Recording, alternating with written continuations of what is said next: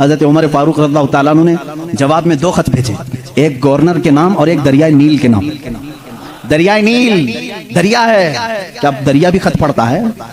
हुदैबिया के मौके पर हुजूर सल्लल्लाहु अलैहि वसल्लम ने सिर्फ इतना फरमा दिया था, 1400 सहाबा मक्का के लिए निकले हुजूर के साथ उम्रा करने के लिए। सुनो, उम्रा करने के लिए निकले, एहराम पहन करके निकले, लेकिन मक्का के काफिरों ने बीच रास्ते में रोक लिया, कहा तुम उम्रा नहीं जा सकते, नहीं जाओगे। हुजूर सल्लल्लाहु अलैहि वसल्लम को उन लोगों ने बीच रास्ते में रोक लिया। 35 किलोमीटर मक्का बाकी है, सोचो 450 किलोमीटर का फासला है मक्का मदीना। मदीने से जो चल करके सहाबा आए हों, तकरीबन 400 किलोमीटर चले हों, और उनको करीब मक्का के आकर के कह दिया जाए अब तुम नहीं जा सकते, उम्रा नहीं कर सकते, उनकी हालत क्या होनी चाहिए?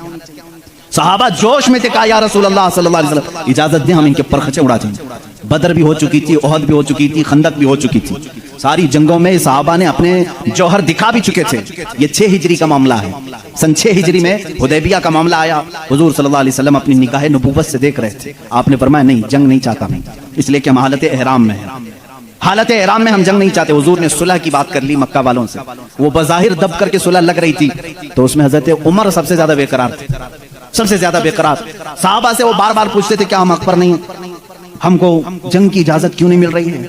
ये मक्का वालों को हम बराबर बता देंगे, आज तो हम 1400 की तादाद में है, बदर में तो सिर्फ 313 थे, हुजूर क्यों नहीं इजाजत दे रहे हैं? हुजूर सल्लल्लाहु ताला अलैहि वसल्लम ने मना कर दिया, नहीं मैं सुलहनामा लिख रहा हूँ। हुजूर सल्लल्लाहु ताला अलैहि वसल्लम के पास हजरत उमर आए, हुजूर के बाजू पकड़ करके जोश में पूछने लगे, आका क्या हम हक पर नहीं हैं, क्यों आप इजाजत नहीं दे रहे? हुजूर ने फरमाया उमर जो मैं देख रहा हूँ वो तुम नहीं देख रहे।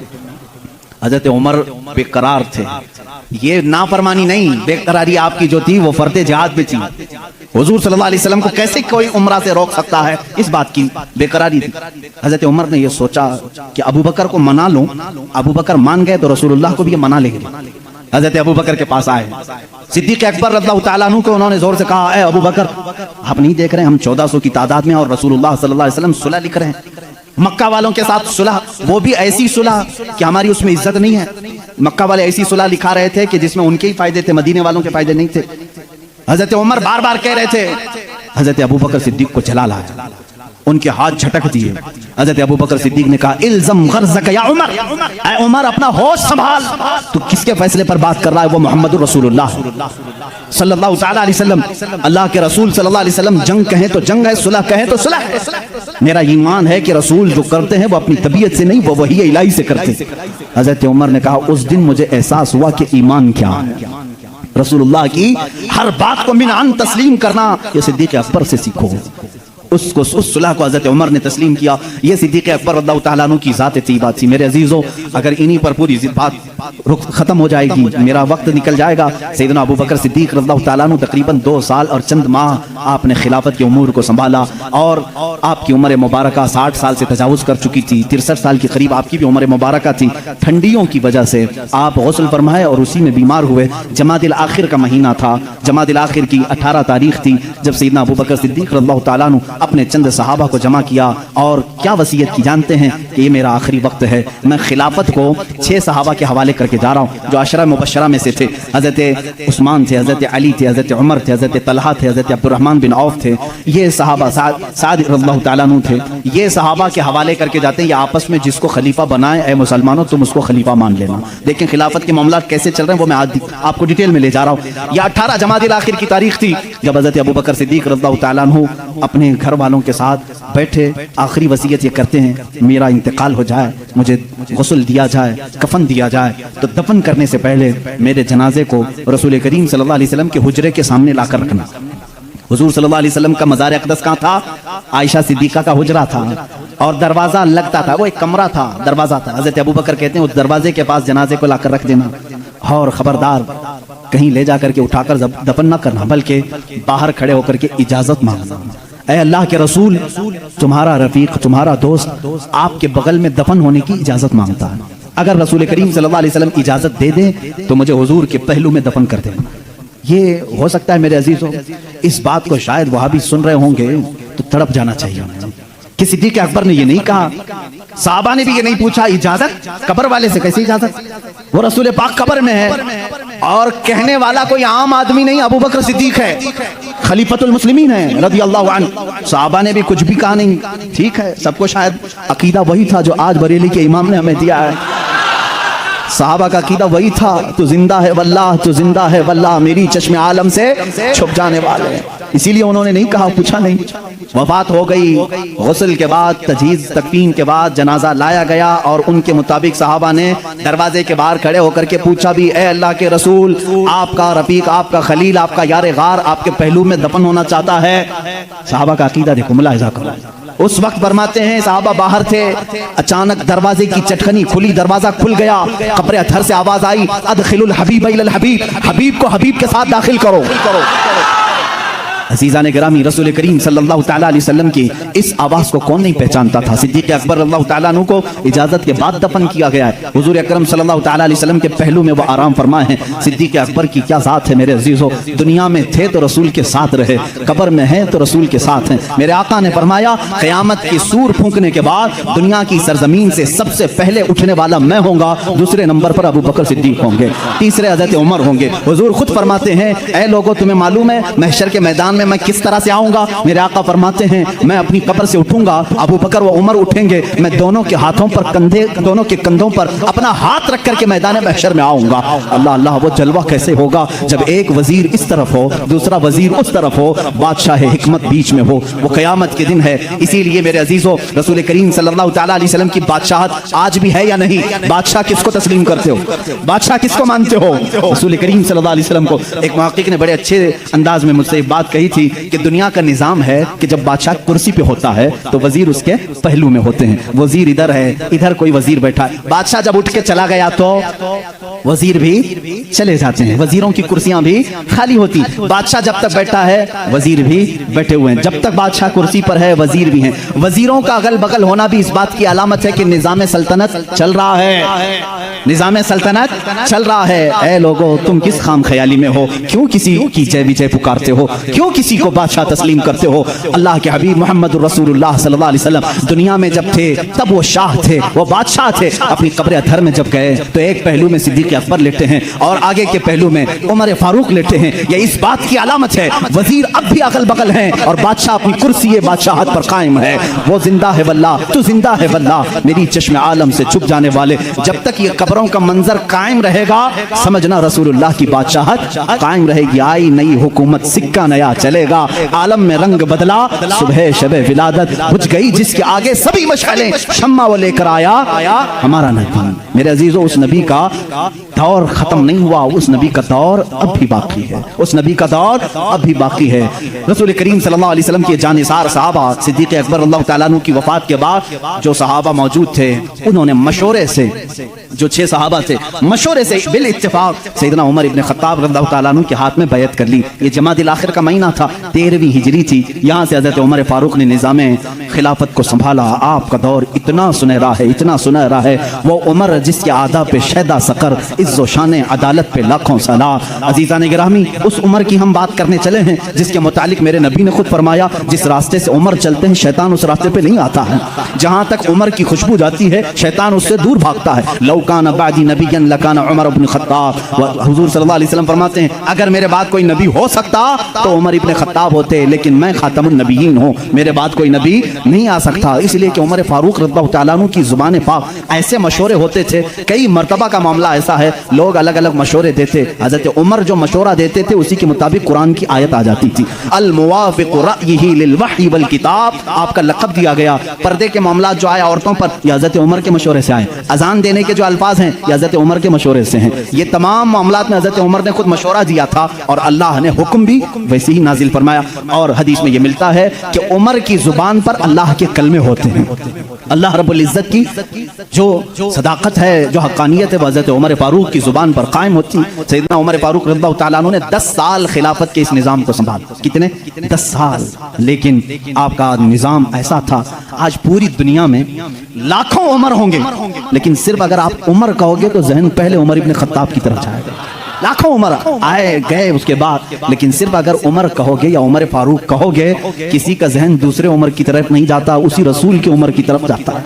अपने तो अपने गैरों ने भी मिसाल थी, गैरों ने भी मिसाल थी। हिंदुस्तान की यहाँ पर गांधी जी को आप कौन नहीं जानता? नहीं जानोगे तो विटामिन यम भी नहीं रख सकते। गांधी जी ने खुद अपने तहरीर में लिखा है, मौजूद है ये बात, मोहनदास करमचंद गांधी की बात कर रहा हूं कि मेरे पास हमारे पुराने लोगों की तारीख पेश करने के लिए कोई चीज नहीं है, क्योंकि जिन भगवानों का तज़किरा आज किया जाता है, गांधी जी ने कहा मुझे मालूम नहीं वो हकीकत में थे भी कि नहीं थे। ये मैं दूसरों की बात नहीं कर रहा हूं, इसीलिए तो गांधी जी को आरएसएस वाले नहीं मानते। हाँ, साफ बात मैं बता रहा हूं। उन्होंने लिखा है कि मुझे मालूम नहीं कि हमारे मजहब की जो शख्सियात हैं वो हकीकत में थी भी कि नहीं थी, लेकिन हिंदुस्तान की पार्लियामेंट अब कायम होगी तो जो भी संभालेगा मैं उसको दो नाम दे सकता हूं कि उनकी तरह संभालो, एक अबू बकर दूसरे उमर का। कहा कि ये दो नाम खाली ख्याली नहीं है, फील्ड पर थे और करके दिखाया है। गांधी जी पढ़े लिखे आदमी थे और हिस्ट्री के वो शौकीन भी रहे, जिसकी वजह से तारीख में इस तरह की दिलचस्पी थी। इन शख्सियात का हवाला क्यों दिया, कुछ लोगों ने पूछा भी। कहा कि निज़ाम खिलाफत, निज़ाम हुकूमत संभालने का मतलब ये नहीं है कि कुर्सी पर बैठे और किसी किले की फसील पर चढ़ करके सिर्फ चिल्लाए। ये निज़ाम हुकूमत संभालने का मतलब नहीं है। निज़ाम हुकूमत संभालना अगर चाहते हो, तुम्हें अगर कुर्सी पर बिठाया गया है तो दूसरी सबसे बड़ी तुम्हारी जिम्मेदारी क्या होती है, वो ये दो खलीफा की जिंदगी में देखो। हज़रत उमर कहते हैं मैं ढूंढ करके गरीबों की मदद करना चाहता था, जो बेकस है, जो मजबूर है। मुझे मदीने में एक बूढ़ी ऐसी मिली जिसका कोई नहीं था, वो गरीब भी थी, लाचार थी। हज़रत उमर कहते हैं मैंने सोचा इस बूढ़ी की खिदमत करूंगा इसके घर में जा करके, लेकिन किसी को पता ना चले।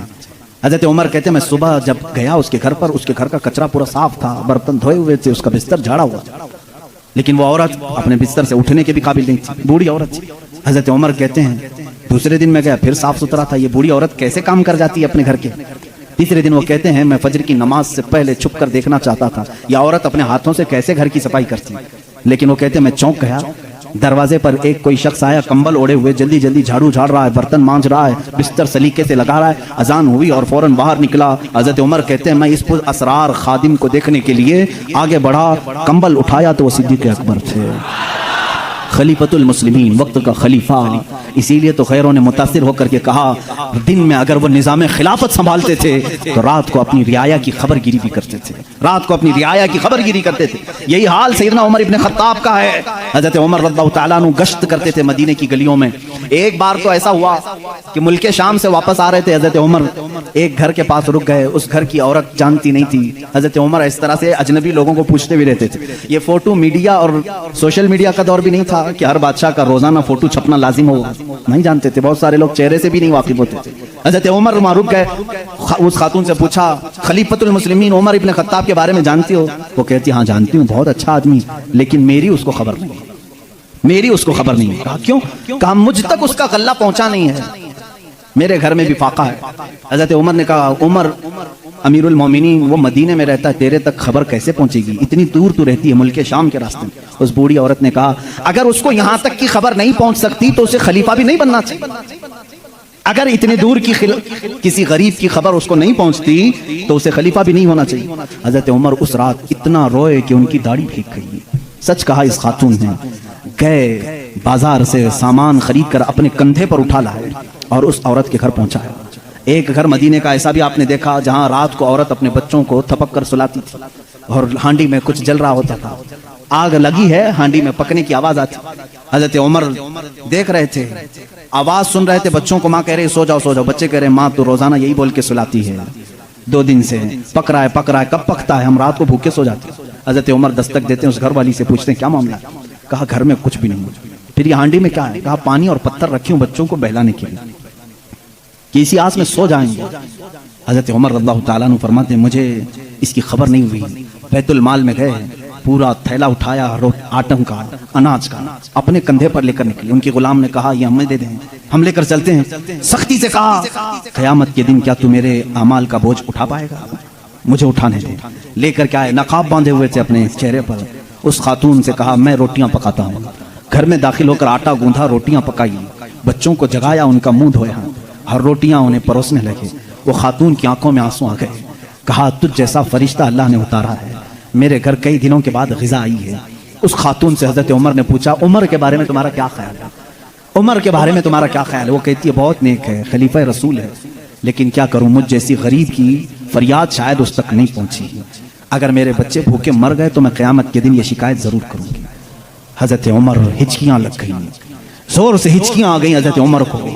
वो खातून कहने लगी, मेरे भाई तुझे क्यों इस बात का खौफ है, तुझे क्यों इस बात का डर है, तू क्यों रो रहा है। हजरत उमर जिनकी आंखें लाल हो चुकी थी, गम की वजह से बदन पे कपकपी थी, नकाब हटाया, उस खातून को कहा, उमर इब्ने खत्ताब मैं ही। वो खातून मचल गई और कहा, ऐ रब्बे-जुल जलाल तू गवाह हो जा, मैं उमर की यहाँ पर भी गवाही देता हूँ और क़यामत के दिन भी गवाही दूंगी कि अगर किसी गरीब की खबरगिरी कोई कर सकता है तो वो उमर इब्ने खत्ताब है। एक साल पूरे मदीने में कहता गया, वो पूरे साल तक हजरत उमर फारूक ने सालन नहीं खाया, सालन नहीं खाया, रोटी को पानी में भिगोते थे, खाते थे। लोग कहते थे आप क्यों नहीं खा रहे हैं, आप खलीफा हैं।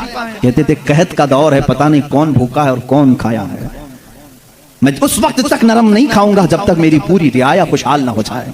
हजरत उमर का ये निजाम था, जिसके बाद हालात ऐसे हो गए, सिर्फ 2.5 साल के बाद, सिर्फ 2.5 साल की खिलाफत के बाद मदीने के हालात ये थे मेरे अजीजों, मदीने वाले अपनी ज़कात लेकर बाहर आते थे, लेने वाला कोई नहीं था, ज़कात लेने वाला कोई नहीं, सब ज़कात देने वाले थे। सिद्दीक़ उमर इब्ने खत्ताब रज़ियल्लाहु ताला अन्हु ने इतना कैपेबल कर दिया था। हज़रत मुआज़ बिन जबल यमन से वहाँ का माले गनीमत मदीने में भेजते हैं हज़रत उमर के पास कि मदीने के गुरबा और मसाकिन में ये बांट दें। बहुत माल आया था, हज़रत उमर ने वो ज़कात के माल को हज़रत मुआज़ बिन जबल पर ये कह करके वापस कर दिया, मदीने में अब कोई फ़कीर नहीं रह गया, सब ज़कात निकालते हैं, इसका कोई मुस्तहिक नहीं, यमन में ही बांट दो। हज़रत मुआज़ ने फिर दोबारा भेजा कि यमन में भी कोई फ़कीर बाकी नहीं है, जो थे उनको बांटने के बाद ये भेजा गया है। हजरत उमर ने वो माल दूर के किसी मुल्क भेजा जहां फुकरा व मसाकिन से ये निज़ाम अदल अगर कोई कायम कर सकता है तो वो उमर इब्ने खत्ताब है रज़ियल्लाहु ताला अन्हु। और जानते हैं पूरी कायनात के लिए, पूरी दुनिया के लिए हजरत उमर के वो काम जो आज भी दुनिया उनकी प्यासी है। और पार्लियामेंट के लॉ बनाने वालों के लिए मेरा चैलेंज है, उमर इब्ने खत्ताब के बनाए हुए कवानीन को छोड़कर आज पूरी दुनिया की किसी पार्लियामेंट में मुकम्मल लॉ कोई बना ही नहीं सकेगा, इसलिए कि जराइम के कवानीन, बच्चों के कवानीन, औरतों के कवानीन, बूढ़ों के कवानीन, सबके कवानीन सबसे पहले हजरत उमर फारूक ने मुरत्तब किए। और जानते हैं ये लेआउट बनाने वाला सिस्टम, डेवलप करने वाला सिस्टम, सिटी बनाने का प्लान सैयदना उमर फारूक का दिया हुआ है। सबसे पहले बसरा और कूफा आपने बनाया था, यानी मास्टर प्लानिंग के साथ सिटी बनाई गई। रोड बनाने का सबसे पहला काम हजरत उमर फारूक ने किया है। तारीख सबसे पहले हजरत उमर फारूक ने कायम की। बैतुल माल का निज़ाम सबसे पहले हजरत उमर ने कायम किया है। मस्जिदों के मुअज्जिन और मस्जिदों के इमामों के लिए तनख्वाह का सिस्टम हजरत उमर फारूक ने कायम किया है। और इतना ही नहीं, अदल का हाल तो ऐसा था कि किसी के साथ कोई रियायत नहीं, किसी के साथ कोई रियायत नहीं, चाहे वो कोई भी हो। मिस्र के गवर्नर के बारे में लोगों ने सिर्फ इतना कहा कि इनके यहाँ बहुत कीमती घोड़ा है, बहुत पैसों का घोड़ा है और इनका लिबास बहुत महंगा है, ये गवर्नर हैं। हजरत उमर के पास ये शिकायत आई, उनको बुलाया और बुला करके कहा, तू रियाया के साथ क्या करने के लिए तुझे भेजा गया, वहाँ के पैसों से तूने कीमती घोड़ा खरीदा, कीमती लिबास पहना। वो उनकी गवर्नरी को माजूल करके 100 बकरियां खरीद करके उनको दिया कि अब जिंदगी भर ये बकरियां तू चराएगा। बकरियां चराने पर गवर्नर को रख दिया। ये उनके मामलात में फिर कोई कुछ नहीं कह सकता था। बड़े बड़े सहाबा, हजरत साद इब्ने अबी वक्कास को माजूल कर दिया था। खालिद बिन वलीद रज़ियल्लाहु ताला अन्हु, जिनको सैफुल्लाह कहा जाता है, जिस जिहाद में भी वो जाते थे फतह होना लाजमी हो जाता था, ये तो सबको मालूम है। हजरत खालिद बिन वलीद अपनी जिंदगी में इतनी जंगें की हैं, कोई जंग में शिकस्त नहीं हुई। उनका ये फख्र था, जब जिहालत में थे ना, इस्लाम नहीं लाए थे, वो जंगे ओहद के सिपह सालार बन के आए थे, उसमें भी उनको ही फतह मिली थी। कहते कुफ्र की हालत में भी अल्लाह ने फतह ही दी थी, इस्लाम में आए तब भी अल्लाह ने फतह ही लिखी थी। हजरत खालिद बिन वलीद एक ऐसे जर्नेल का नाम है जिसका नाम कयामत तक कायम रहेगा, लेकिन हजरत उमर फारूक रज़ियल्लाहु ताला अन्हु ने सिपह सालारी से उनको माजूल कर दिया था। सस्पेंड करना मामूली बात नहीं, लेकिन हजरत उमर क्यों करते थे जानते हैं? बाज लोग इसको नुक्ताचीनी करते हैं, हजरत उमर इसको हटाए उसको हटाए। हजरत उमर फारूक रज़ियल्लाहु ताला अन्हु के पास कुछ लोग सिफारिश लेकर के आए, खालिद बिन वलीद के बगैर जिहाद का मैदान कैसे होगा, उनको आपने माजूल किया। कहा माजूल किया हूं, लेकिन सिपाही बन करके वो जाएंगे, सिपाही बन करके जाएंगे, सिपाही सालार कोई और होगा। साहबा ने पूछा, इस फैसले को लेने में कोई हिकमत है अमीरुल मोमिनीन? अल्लाह अल्लाह, तवक्कुल देखें। अमीरुल मोमिनीन ने कहा, हाँ जरूर हिकमत है। मैं मुसलमानों को यह बताना चाहता हूं कि कोई जिहाद, कोई जंग खालिद बिन वलीद की वजह से फतह नहीं होती, अल्लाह की मदद से होती है। सारे लोग ये डिपेंड होकर के ना बैठ जाएं कि इसी की वजह से होती है। मैं इस उसूल को तोड़ना चाहता हूं, फतह जो मिलती है वो अल्लाह की तरफ से होती है। ये यकीन देना था, बस इसलिए मैंने माजूल किया है। और यकीन तवक्कुल ऐसा हजरत उमर फारूक रज़ियल्लाहु ताला अन्हु का किताबों में लिखा है। मिस्र के गवर्नर, उन्होंने एक बुरी रस्म के मुतालिक खत लिख करके भेजा। दरियाए नील सूख जाता था हर साल, वहाँ के लोग अपनी 16 साल की एक नौजवान लड़की को ज़बह करते, उसकी बलि चढ़ाते थे। और खून जो है दरिया नील में बहाते। उनका अकीदा था बलि देने के बाद फिर दरिया जोश मारकर ऊपर आ जाता था, हर साल ऐसा होता था। उन्होंने जब इस्लामी हुकूमत वहां आ गई तो लोगों ने वहां के गवर्नर से, जो मुसलमान थे, साहबी थे, उनसे पूछा हर साल हमारा मामूल है, इस साल भी आप इजाजत दें, जुलूस निकालेंगे, एक लड़की को ज़बह करेंगे, उसका खून डालेंगे। उन्होंने कहा मैं तो ये काम नहीं करूंगा, और अगर ऐसा है तो देखा जाएगा। वो खामोश रहे। दरिया नील हकीकत में सूख गया, पानी नीचे चला गया। लड़की की बलि नहीं दी तो याद रखना, शैतान इस तरह की हरकतें तुम्हें करके दिखाएगा ताकि तुम्हारा अकीदा खराब हो जाए। उस गवर्नर ने हजरत उमर के पास खत लिखा कि इसका क्या करूं, ये कैसे हल निकालूं। हजरत उमर फारूक रज़ियल्लाहु ताला अन्हु ने जवाब में 2 खत भेजे, एक गवर्नर के नाम और एक दरिया नील के नाम। दरिया नील दरिया है, क्या दरिया भी खत पढ़ता है, दरिया भी बातचीत करता है। हाँ, रसूल के गुलामों के साथ हर चीज बातचीत करती है, हर चीज बातचीत करती है। हजरत उमर ने एक खत गवर्नर के नाम पर लिखा, तुम फिक्र मत करो, तुम अपने काम पर बाकी रहो, रसूलुल्लाह की शरीयत का निफाज कायम रहे। और रही बात दरिया जो सूखता है, मैं इसको लेटर लिख रहा हूँ। इसको खत लिखा क्या, बिस्मिल्लाहिर्रहमानिर्रहीम, ऐ नील, ये खत उमर इब्न खत्ताब रसूलुल्लाह के खलीफा की तरफ से दरिया नील के लिए। मैं कहता हूँ ऐ नील, अगर तू अपनी मर्जी से बहता है तो हमें तेरे पानी की जरूरत नहीं, और अगर तू अल्लाह के हुक्म से बहता है तो उमर इब्न खत्ताब रसूल की खिलाफत को जो कायम किया है, हुक्म देता है कि अल्लाह के हुक्म से जारी हो जा। इतना लिखा और कहा ये दरिया नील को देना और ये मिस्र के गवर्नर को देना। खत लेकर के कासिद आया, कासिद ने गवर्नर को खत पकड़ा है, गवर्नर के नाम पर था, वो पहुंचा, दरिया नील के नाम पर था, जो दरिया नील को दिया गया। उस वक्त मौजूद मिस्र के सारे लोग शाहिद हैं, उसी वक्त दरिया नील का पानी जोश मारकर 16 गज ऊपर आ चुका था। आज तक दरिया नील दोबारा कभी नहीं सूखा, 14 सदियां गुजर गई। मैं खुद दरिया नील की कश्ती की सवारी कर चुका हूँ। मिस्र में 5-5 साल तक काहिरा में पानी बरसता नहीं, बारिश नहीं आती। 5 साल, तकरीबन 4 साल तक रहे, एक दिन भी बारिश नहीं देखी। 5-5 साल तक बारिश नहीं आती, लेकिन दरिया नील में जाओ तो लबालब भरा रहता है। ऐसा लगता है कि खत का असर आज भी बाकी है। रसूलुल्लाह के गुलामों की हुकूमत हर शय पर कायम है, हर शय पर कायम है। अल्लाह के नबी सल्लल्लाहु अलैहि वसल्लम के इन खुलफा ने पूरी दुनिया पर हुकूमत की। क्यों ना हुकूमत करें, इसलिए कि ये ताबे थे अल्लाह उसके रसूल के। तो अल्लाह ने ये वादा किया है, इन तंसुरुल्लाह यंसुरकुम, अगर तुम अल्लाह के दीन की मदद में लगे रहो, अल्लाह पूरी कायनात को तुम्हारी मदद में लगा देगा, तुम्हारी मदद में लगा देगा। वो सहाबा कैसे थे, जो मेडिटेरियन सी आज भी मौजूद है, बहर मुतवस्सित, अरब से यूरोप में जाना था। कुछ सहाबा इकराम वो भी हैं जिन्होंने एक दरिया के पास आकर घोड़े रोक लिए। दरिया सामने, समंदर है, उधर के कंट्री में जाना है, कश्तियां किसी के पास नहीं। जो जर्नल साहबी थे, सिपाही सालार, सबों ने कहा क्या करें, यहाँ दरिया कश्ती कोई नहीं लाया, हम वापस चलें, दूसरा कोई रास्ता देखें। उस साहबी ने कहा बहुत लंबा सफर करके आए, वापसी का कोई रास्ता नहीं हो सकता। कहा सामने समंदर है, कहा हम रसूल के गुलाम हैं, रसूल करीम सल्लल्लाहु अलैहि वसल्लम के गुलाम हैं। भला आज तक कोई आंधी हमारा रास्ता रोक सकी है, कोई तूफान हमारा मुंह मोड़ सका है? उस साहबी ने ऐसी तकरीर की और साहबा ने पूछा करना क्या है ये तो बताएं।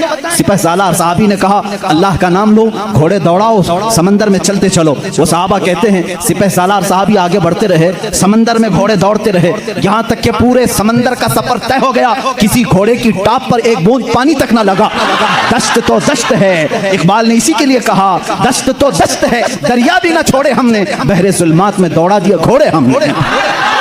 दी अज़ानें कभी यूरोप की कलीसाओं में तो कभी अफ्रीका के तपते हुए सहराओं में। आ गया ऐन लड़ाई में गर वक्ते नमाज, किबला रूहों की जमीन बोस हुई कौमे हिजाज। एक ही सफ में खड़े हो गए महमूद अयाज, न कोई बंदा रहा न कोई बंदा नवाज। ये हमारी तारीख है, ये हमारी शान है। सैयदना उमर इब्न खत्ताब रज़ियल्लाहु ताला अन्हु के दौरे खिलाफत के सुनहरे काम बहुत तवील है मेरे अजीजों। उस निज़ाम अदल को मैं आज भी चैलेंज करता हूँ। गस्सान का एक बादशाह इस्लाम में आया है, इस्लाम कबूल करके आया है, हज के लिए निकले खुशी में सारे मुसलमान, हजरत उमर भी उसमें साथ में थे, खलीफा थे। तवाफ के दौरान उस बादशाह की लुंगी पर एक मुसलमान का पैर पड़ गया, लुंगी सरक गई, उसने अपनी बेइज्जती महसूस की, थप्पड़ मारा काबे के सामने। उस मुसलमान को बहुत उसने मारा, वो जख्मी हो गए। उन्होंने शिकायत की हजरत उमर फारूक के पास। आदिल, वो अदल की पैकर जो निज़ाम रसूल से जरा बराबर हट कर कभी फैसला नहीं करता। हजरत उमर का फैसला तो वो है कि एक बंदा ये हुजूर के पास फैसला लेकर के आया था, मालूम है ना, एक यहूदी और एक मुसलमान जमीन के झगड़े में फैसला किया। हुजूर ने फैसला किया यहूदी के हक में, ये जमीन तू छोड़ दे, लेकिन वो मुसलमान मुनाफिक था, दिल में बुग़्ज़ था, उसने कहा मैं रसूल का फैसला नहीं मानता, उमर के पास फैसला लेंगे, उमर के पास करेंगे। वो यहूदी को यकीन था जो रसूल फैसला करेंगे वही उमर भी करेंगे, लेकिन यहाँ मामला बदल गया। यह मामला बदल गया। वो मुनाफिक ये सोचता था कि उमर को मैं अपनी बातों में ले लूंगा, ये यहूदी है, हमारे दुश्मन है, जमीन मेरे हवाले कर दी जाए। हजरत उमर के पास दोनों गए और कहा हमारा मामला ऐसा ऐसा है। उस यहूदी ने कहा, ए उमर एक बात सुन लो, ये फैसला तुम्हारे नबी के पास हुआ था। कहा उन्होंने क्या कहा? मेरे हक में उन्होंने जमीन का फैसला किया। फिर इसने क्या किया? कहा ये नहीं मानता है, कहता है उमर के पास फैसला करे। अल्लाह अल्लाह। कहा मैं तो फिर इसका फैसला करता हूँ। हजरत उमर अंदर गए, तलवार लाए, उसकी गर्दन उड़ा दी। कहा जो रसूल का फैसला ना माने उमर उसका फैसला ऐसी करता है। ये बात मदीने में मशहूर भी हो गई। मुसलमान का कत्ल कर दिया उमर ने। हुजूर ने उनको बुलाया और कहा कि तुमने एक मुसलमान का कत्ल किया। कहा मैं उसको मुसलमान मानता ही नहीं जो आपको हकम नहीं मानता, लेकिन अगर मैं गलती पर हूं तो या रसूल अल्लाह मुझे सजा दे दें। उस वक्त तक आयत नहीं आई थी, आयत नाज़िल हुई, फला व रब्बिका ला युमिनूना हत्ता युहक्किमूका फीमा शजरा बैनहुम। ऐ रसूल कसम है तुम्हारे रब की, अल्लाह फरमा रहा है, अल्लाह फरमा रहा है, ऐ रसूल तुम्हारे रब की कसम, वो ईमान वाला हो ही नहीं सकता जो अपने आपसी मामलात में आपको हकम नहीं मानता। हुजूर ने फरमाया तब तो उमर ने सही फैसला किया। उस फैसले के हामिल अलंबरदार उमर के पास रज़ियल्लाहु तआला अन्हु फैसला लेकर के आए गस्सान के बादशाह और एक आम मुसलमान का। वो बादशाह है, पहले ईसाई था, मुसलमान हुआ चंद दिन पहले मुसलमान हुआ है। दोनों का फैसला आया। हज़रत उमर ने पूछा क्या मामला है? वो गस्सान के बादशाह ने कहा, ए उमर अमीरुल मोमिनीन, क्या मुझे भी कटहरे में खड़ा करेंगे? मैं बादशाह हूँ गस्सान का, आप मुझे अपने बाजू में बिठाएं। हज़रत उमर ने कहा आज मुकद्दमा है, बादशाह नहीं, तुम भी वहीं खड़े रहोगे जहाँ मुकद्दमा करने वाला खड़ा है। दोनों को खड़ा किया, मामला पूछा तो उसके बाद हज़रत उमर ने कहा तुमने ज्यादती की, उसका गलती से पैर पड़ा है। हाँ अगर तुम्हें लगता है कि उसने तुम्हारी बेइज्जती की तो सजा भी थोड़ी होनी चाहिए थी, लेकिन जितना तुमने उसको मारा है ये उसका हक है। कहा क्या फैसला होगा? हज़रत उमर ने कहा उस आम मुसलमान से जितने थप्पड़ ज्यादा उसने लगाए तू भी लगा दे, यही फैसला, जितना उसने ज्यादा मारा है तू मार। वो गस्सान का बादशाह कहता बादशाह को आम आदमी मारेगा?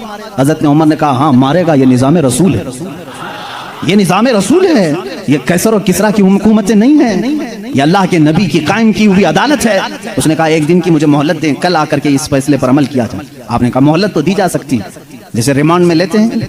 उसको छोड़ा गया, लेकिन वो बादशाह फरार होकर के भाग गया और इस्लाम भी छोड़ दिया, मुर्तद होके चला गया। हज़रत उमर ने उस दिन कहा, कुछ लोग कहने लगे हज़रत उमर उसके हक में बात करते तो बादशाह आज मुसलमान रहता। ऐसी कुछ बातें भोली भाली लोग करते हैं, ऐसा करते तो अच्छा होता, ऐसा नहीं करना चाहिए था। हज़रत उमर ने जलाल में कहा इस तरह के 1000 छोड़कर जाएं तो जाएं, लेकिन निज़ाम रसूल का एक हर्फ भी मैं अपने हाथ सामने से जाने नहीं दूंगा। अदल के तकाज़ों को पूरा मैं हमेशा होता रहने दूंगा। ये सैयदना उमर फारूक की अदालत थी। ये आज पीस एंड जस्टिस की बात करते हैं, उन लोगों से बात करते हैं जिनके पास उमर जैसी अदालत है। ऐ मेरे अजीजों, अदालत के नाम पर आज बड़ा धब्बा है। यहाँ पर बहुत सारे मामला हो सकता है, बहुत सारे लोग मेरे ऊपर इस बात का भी केस कर दें कि ये हद की अदालत है, अदालत की बेइज्जती करता है। हो सकता है मेरे अजीजों, मैं उस अदालत की इज्जत करता हूं जहां अदालत होती है। मैं उसको जज और आदिल नहीं मानता जो पार्लियामेंट की सीट की भूख में मस्जिदें बेच देता हो। मैं उसकी अदालत को नहीं तस्लीम करता जो एक कलील जमात को नजरअंदाज करके हाकिम रियाया, हाकिम पार्टी की तरफ बोलता है।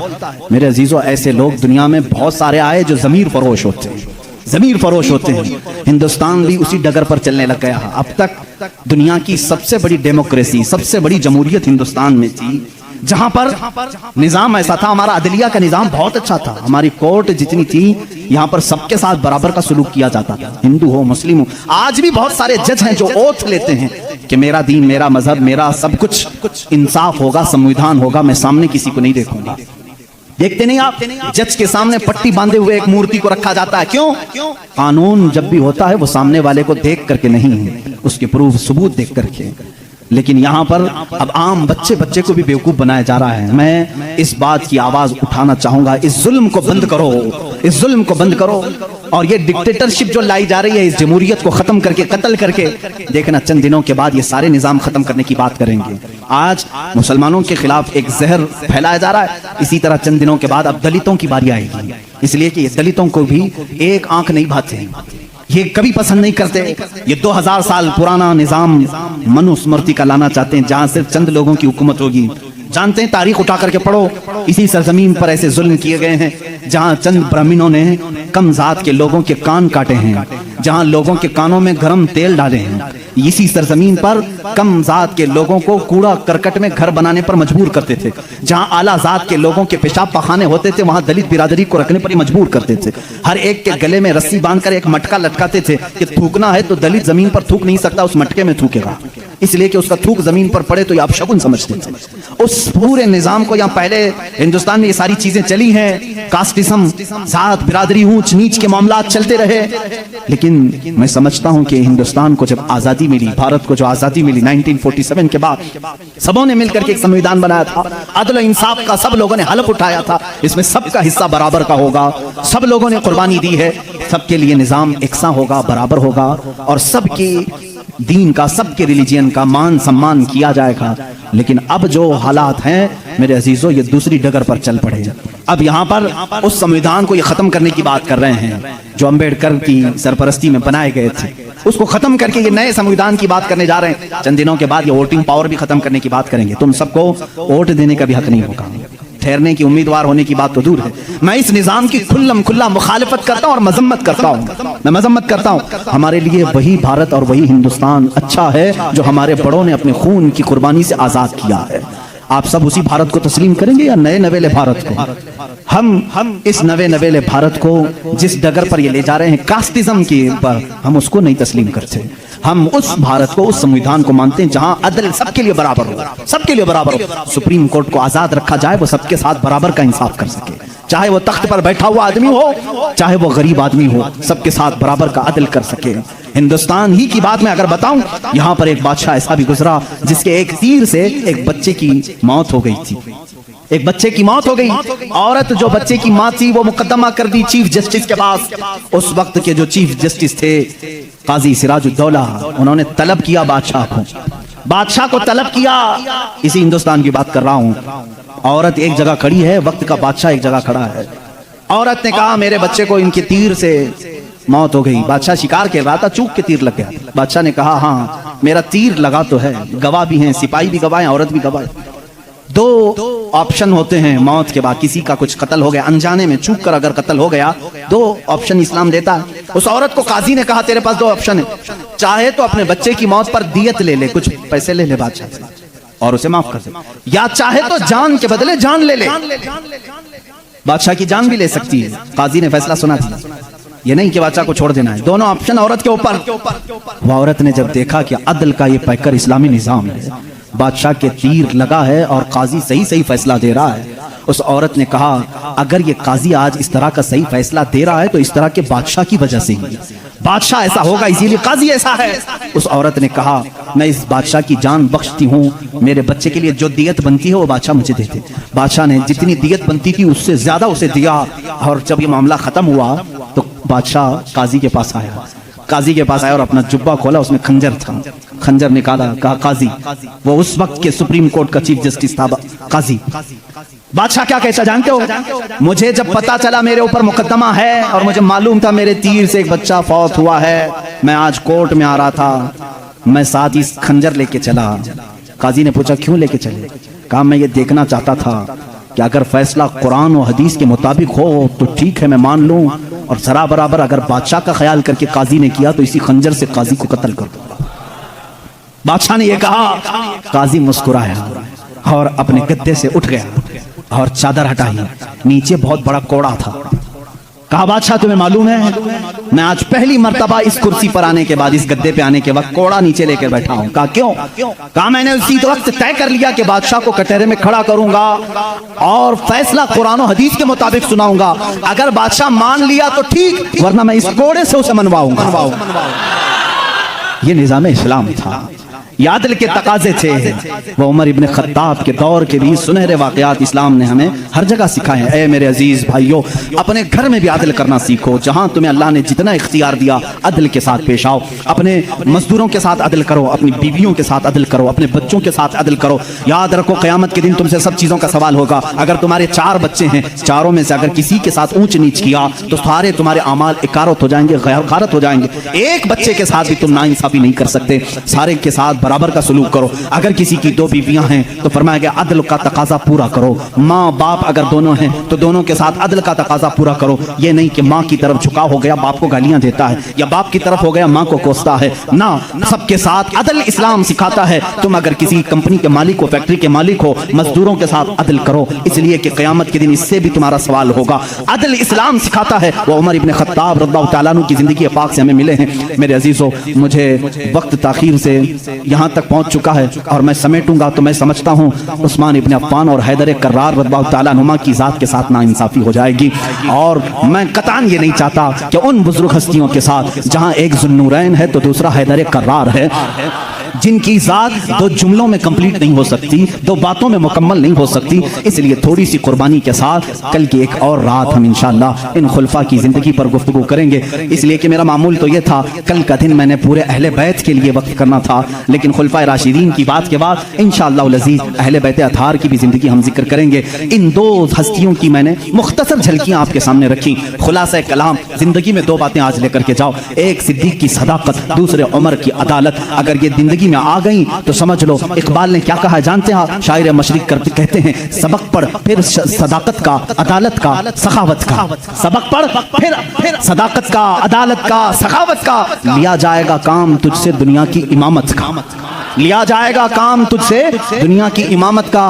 मतलब ये है जिसके अंदर 3 चीजें आ गई, सिद्दीक की सदाकत आ गई, उमर की अदालत आ गई, उस्मान की सखावत आ गई, तो फिर कोई उसे फिक्र की जरूरत नहीं। अब कौम उससे इमामत का ही काम लिया करेगी, इसलिए कि वो हर एक का इमाम बनने के काबिल होगा जिसके अंदर ये 3 चीजें आ गई, सदाकत, अदालत और सखावत। आज इन 3 चीजों के ऊपर मेहनत करो मेरे अजीजों। सदाकत का तकाजा ये है हक बोलो, हक पर कायम रहो। हक बोलने के लिए किसी से खौफ ना खाओ, जब तक जुबान चल रही है बोलो। मैं तो यही समझता हूँ, मेरा मजहब, मेरा मसलक यही है। मैं हुसैनी हूँ, हक गो हूँ, मैं हुसैनी हूँ, वफादार हूँ, मैं हुसैनी हूँ, शुजाअत का अलंबरदार हूँ। ये हमारे नारे होने चाहिए। मैं हुसैनी हूँ, यजीद के हाथ में हाथ देने वाला नहीं। मैं हुसैनी हूँ, हुकूमत के दबाव में आने वाला नहीं। मैं हुसैनी हूँ, जुल्म का साथ देने वाला नहीं। मैं हुसैनी हूँ, मजलूमों के साथ रहने वाला हूँ। इसी तरह आप सब ये भी नारा लगाएंगे, मैं सिद्दीक की सदाकत का अलंबरदार हूँ। बात 50,000 के मजमे में भी वही करूंगा और 5 लोगों के मजमे में भी वही करूंगा। अगर 5 मुसलमान हैं तब भी मैं कहूंगा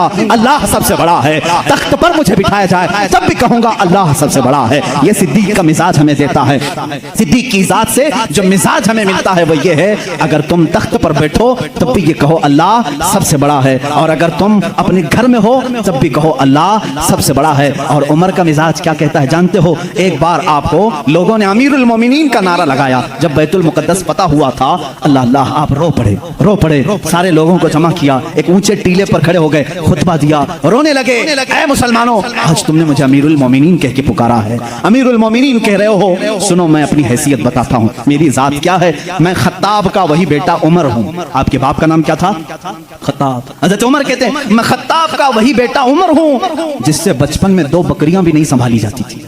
मेरे बाप मुझको 2 बकरियां देकर भेजते थे, मैं उन्हें संभालने के लिए जाता, कभी एक इधर भागती कभी वो उधर भागती। मेरे बाप बड़े सख्त थे, मुझे घूंसे मारते थे, मुझे थप्पड़ मारते थे। मैं बारहा मेरे बाप की मार खाया हूं, मुझसे 2 बकरियां नहीं संभाली जाती थी। और आज हालत यह है 25 लाख मुरब्बा मील पर तन्हा उमर फारूक की ज़मा में हुकूमत है। मजाल है मुल्क के शाम में कोई आवाज उठा सके, मजाल है कोई यमन में आवाज उठा सके, मजाल है कोई मिस्र में आवाज उठा सके, मजाल है कोई इराक में आवाज उठा सके। किसी की आवाज नहीं उठती। बैक वक्त इस जमाने की 7 कंट्रियों को तन्हा मदीने में बैठ करके वो देख रहे थे। निहावंद में जंग हो रही है, निहावंद में जंग हो रही है। एक साहबी सारिया, उनको उमर फारूक मस्जिद नबवी में खिताबत के दरमियान पुकार कर कहते या सारिया इलल जबल, या सारिया इलल जबल, या सारिया इलल जबल। मदीने में हज़रत उमर फारूक जुम्मा का खुतबा दे रहे हैं और पुकार रहे हैं सारिया पहाड़ की तरफ जाओ, पहाड़ की तरफ जाओ, पहाड़ की तरफ जाओ। मस्जिद में बैठे हुए किसी को कुछ समझ में नहीं आया। 1 महीने के बाद वो लश्कर निहावन से आया, पूछा गया क्या हुआ तुम्हारे साथ? हजरत सारिया उस जंग के सिपह सालार थे, कहते हैं करीब था कि हम शिकस्त खा जाते, हम लुट जाते। जुम्मा का वक्त था, ऐन दोपहर के वक्त पहाड़ों के ऊपर से हमें आवाज आने लगी, ऐ सारिया पहाड़ की तरफ आ जाओ, पहाड़ की तरफ आ जाओ, पहाड़ की तरफ आओ। हम उस आवाज को लब्बैक कहते हुए चढ़े, अल्लाह ने हमें फतह याबी अता फरमाई। ऐ मेरे अजीजों, मुसलमान कहते सारिया तुझे मालूम है ये आवाज किसी और की नहीं, वो मदीने से बैठकर उमर फारूक ने तुम्हें पुकारा था। जब रसूलुल्लाह का ये गुलाम, रसूलुल्लाह के ये गुलाम मस्जिद नबवी नबी के मिंबर से आवाज दे करके मुल्क शाम के निहावंद में मदद कर सकते हैं, तो फिर मैं ये क्यों ना कहूं, हम यहाँ से पुकारें वो वहां से सुने। मुस्तफा की समाअत पे लाखों सलाम, दूरों नजदीक के सुनने वाले वो कान लाले करामत पे। ये हमारा अकीदा है। बरेली के इमाम ने जो अकीदा दिया वो बरेली का नहीं, वो मदीने का अकीदा है, वो मदीने का अकीदा है, वो सहाबा का अकीदा है। बात मैं ये कह रहा था, हज़रत उमर ने क्या मिजाज दिया जब आपको अमीरुल मोमिनीन पुकारा गया। उन्होंने कहा मैं वही खत्ताब का बेटा हूं जिससे 2 बकरियां नहीं संभाली जाती थी, आज 25 लाख किलोमीटर मुरब्बा स्क्वायर किलोमीटर में तनहा संभालता हूं। जानते हो ऐ सहाबा, ऐ ताबईन, ऐ मोमिनीन, किस वजह से? इसलिए कि पहले मैं खत्ताब का बेटा था, अब रसूल का गुलाम हूं। तो ये था नाज़रीन इकराम जो आपने सुना बयान। उम्मीद करता हूँ आप हजरात को यह बयान अच्छा लगा होगा। बयान अच्छा लगे तो हमारी वीडियो को लाइक और चैनल को सब्सक्राइब जरूर करें। फिर ऐसे ही नेक्स्ट बयान के साथ मिलते हैं, तब तक के लिए अस्सलाम वालेकुम।